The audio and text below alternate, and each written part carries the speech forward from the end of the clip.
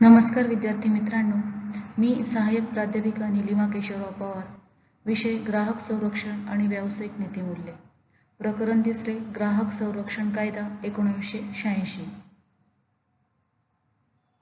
विद्यार्थी मित्रांनो, ग्राहक संरक्षण कायदा 1986 या प्रकरणात आपण भारतात ग्राहक संरक्षणासाठी तयार केलेले विविध कायदे, त्याचप्रमाणे ग्राहक संरक्षण कायदा 1986 ची ठळक वैशिष्ट्ये, तसेच ग्राहक संरक्षण कायद्याची कायदेशीर व्याख्या, ग्राहक संरक्षण कायद्याची उद्दिष्टे, ग्राहक तक्रार निवारण आयोग, त्याची रचना, त्याचे अधिकार क्षेत्र, त्यातील विविध अधिकाऱ्यांची अधिकार व कार्य, त्याचप्रमाणे तक्रार दाखल करण्याची प्रक्रिया व तक्रार हाताळण्याची प्रक्रिया या मुद्द्यांचा सखोलपणे अभ्यास करणार आहोत.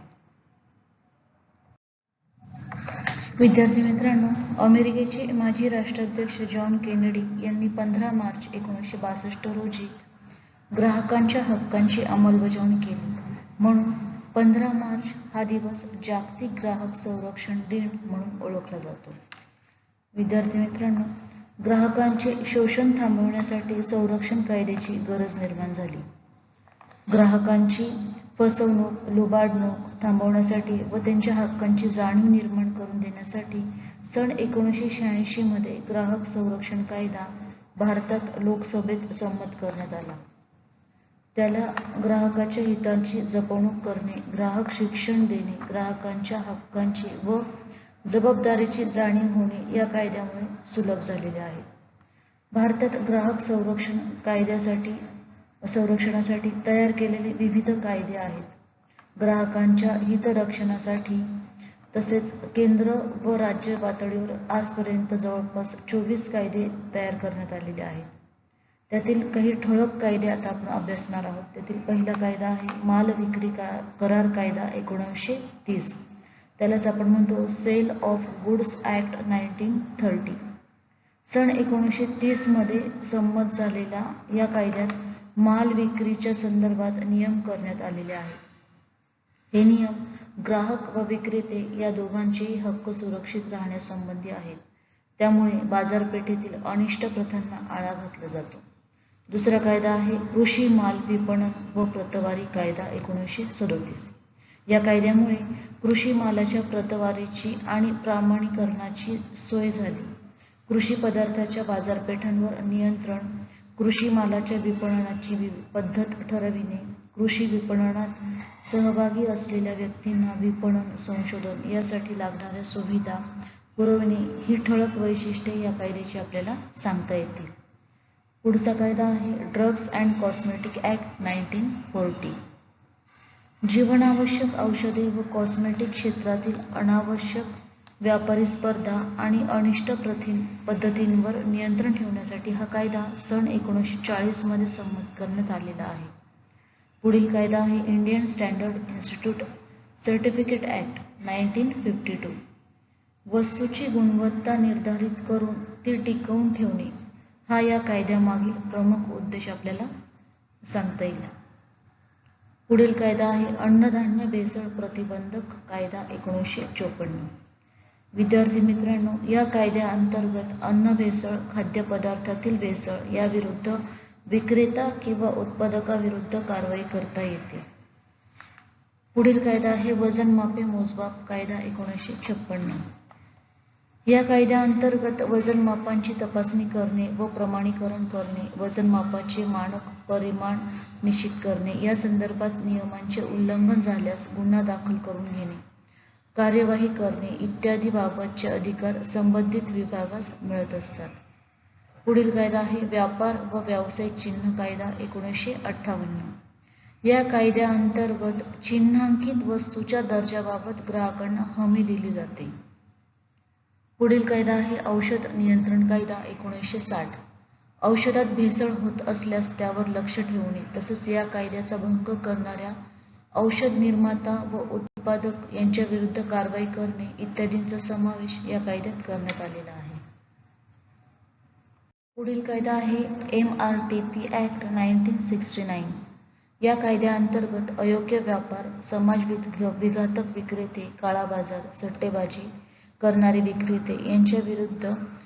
कार्यवाही करण्यासाठी केंद्र सरकारने या कायद्याची निर्मिती केलेली आहे.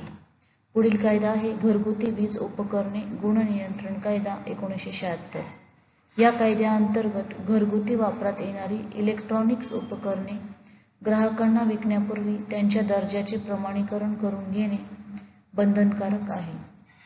जीवनावश्यक वस्तू कायदा 1980. या कायद्यामध्ये समाजाच्या हितास हानिकारक ठरणाऱ्या अनुचित प्रकारांना आळा घालण्यासाठी तसेच असा गुन्हा करणाऱ्यांविरुद्ध कार्यवाही करण्याची तरतूद करण्यात आलेली आहे. पुढील कायदा आहे जीवनावश्यक सेवा कायदा 1985. या कायद्याअंतर्गत ग्राहकांना मूलभूत सेवांच्या बाबतीत संरक्षण दिले जात असते. व शेवटचा कायदा आहे ग्राहक संरक्षण कायदा 1986. ग्राहक संरक्षण कायदा हा देशात 24 डिसेंबर 1986 रोजी जम्मू काश्मीर सोडून सर्वत्र लागू करण्यात आलेला आहे. या कायद्यातील तरतुदीनुसार महाराष्ट्रात राज्य ग्राहक तक्रार निवारण आयोग व जिल्हा स्तरावर 40 जिल्हा ग्राहक मंच कार्यान्वित करण्यात आलेले आहेत. यामध्ये मुंबई, पुणे, नागपूर या जिल्ह्यांसाठी स्थापन केलेल्या 3 अतिरिक्त जिल्हा मंचांचा समावेश आहे. राज्य ग्राहक निवारण आयोगाची नागपूर व औरंगाबाद येथे खंडपीठे स्थापन केलेली आहेत. आता आपण ग्राहक संरक्षण कायद्याची व्याप्ती बघणार आहोत. त्यात सर्वप्रथम देशातील सर्व वस्तू व सेवांना हा कायदा लागू आहे. वस्तू व सेवांना केंद्र सरकारद्वारे ज्या कायद्यातून दिली जाते त्या वस्तू व सेवांना हा कायदा लागू होत आहे. दुसरे आपण सांगू शकतो की सार्वजनिक, खाजगी व सहकारी क्षेत्राला हा कायदा लागू करण्यात आलेला आहे. ग्राहकांना नुकसान भरपाई मिळवून देण्यासाठी जिल्हा, राज्य, केंद्रीय स्तरावर न्यायालयीन यंत्रणेची सोय करण्यात आलेली आहे. तसेच या कायद्यात केंद्रीय व राज्य स्तरावर ग्राहकांच्या हक्कांचे संरक्षण करण्यासाठी ग्राहक संरक्षण परिषद स्थापन करण्याची तरतूद करण्यात आलेली आहे. सोप्या पद्धतीने व बिनखर्चिक स्वरूपात ग्राहकांच्या तक्रारी ऐकून ग्राहकांना नुकसान भरपाई मिळू शकते. म्हणजेच काय तर ग्राहकांना तक्रार करणे हे एकदम सोयीचे झालेले आहे. त्याचप्रमाणे ग्राहकांना तक्रार करण्यासाठी खर्चही येत नाही. भारतात 9 डिसेंबर 1986 रोजी ग्राहक संरक्षण कायद्याविषयी लोकसभेत बिल मांडण्यात आलेले होते. त्यावेळचे अन्न व पुरवठा मंत्री श्री H.K. भगत यांनी या बिलाला ग्राहक संरक्षण बिल असे म्हटले आहे. 24 डिसेंबर 1986 रोजी ते एकमताने मंजूर करण्यात आले. या बिलावर राष्ट्रपतींनी 26 डिसेंबर 1986 रोजी सही केली आणि त्याचे कायद्यात रूपांतर होऊन हा ग्राहक संरक्षण कायदा अस्तित्वात आला. ग्राहक चळवळीच्या इतिहासातील तो एक महत्त्वाचा दिवस मानला जातो. भारतात 26 डिसेंबर हा दिवस ग्राहक दिन म्हणून दरवर्षी साजरा केला जातो. विद्यार्थी मित्रांनो, या कायद्याचा उद्देश व्यापारी आणि उद्योजक यांना शिक्षा करणे असा मुळीच नसून या कायद्याची निर्मिती ही ग्राहकांची होणारी फसवणूक, त्यांची पिळवणूक, अडवणूक ही थांबवावी यासाठी केला गेलेला आहे. ग्राहक संरक्षण कायदा 1986 ची काही ठळक वैशिष्ट्ये आहेत. त्यात पहिले वैशिष्ट्य आहे ग्राहक तक्रार निवारण मंचाची स्थापना.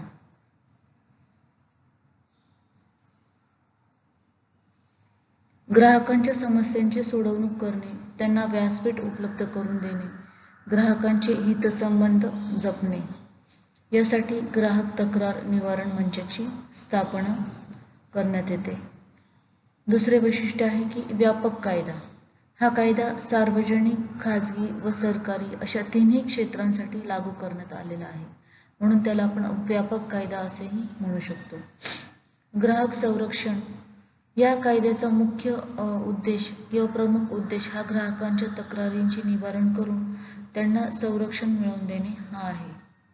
पुढील वैशिष्ट्य आहे न्यायतत्वाची जोपासना. या कायद्यातील तरतुदी नैसर्गिक न्यायाला पूरक आहेत.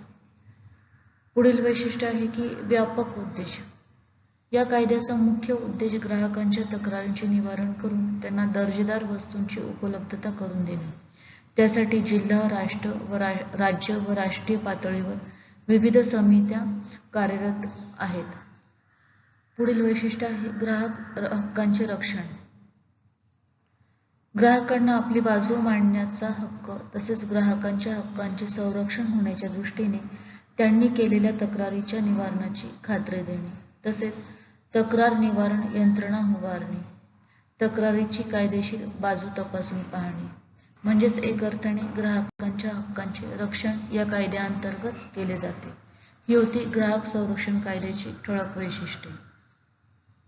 विद्यार्थी मित्रांनो, आज आपण ग्राहक संरक्षण कायदा 1986 या तिसऱ्या प्रकरणातील भारतात ग्राहक संरक्षणासाठी तयार केलेल्या विविध कायद्यांची आपण माहिती घेतलेली आहे, ज्यामध्ये माल विक्री कायदा, कृषी माल विपणन व प्रतवारी कायदा अशा विविध कायद्यांचा सखोलपणे अभ्यास केलेला आहे. त्याचप्रमाणे ग्राहक संरक्षण कायद्याची व्याप्तीही अभ्यासलेली आहे.